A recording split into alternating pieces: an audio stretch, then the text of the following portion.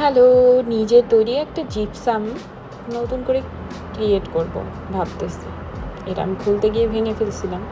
যাই হোক, এই যে তারপরে কতটুকু জিপসাম গোলাইলাম, যে ওইটাকে পট্টি দেওয়ার জন্য আর কি, বাংলা ভাষায় যেটাকে বলে।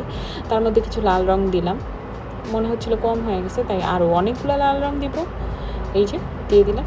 এরপরে মনে হচ্ছে একটু কফি ডিজাইন করি। হ্যাঁ, কেক ডিজাইন বা কফি ডিজাইন সুন্দরই হয়েছিল, পরে আবার তুলে ফেললাম।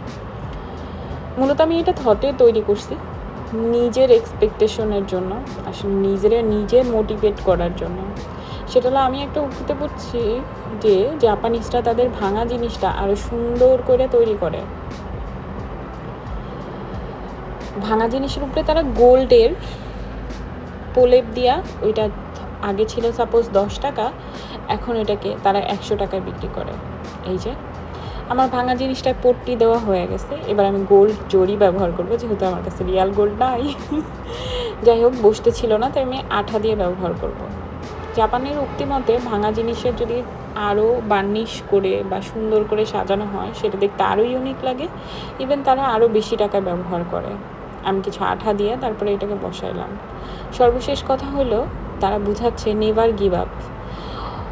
অনেক লাইফে খারাপ কিছু হবে, ভেঙে চুরে তছনছ হয়ে যাইতে হবে, কিন্তু তারপরেও গিভ আপ করা যাবে না। আমিও সেটা ট্রাই করলাম, যে নিজেই মোটিভেট করলাম, চলো তৈরি করা যাক, দেখি কীরকম আসে রেজাল্ট। আসলেই অনেক ইউনিক আসছে।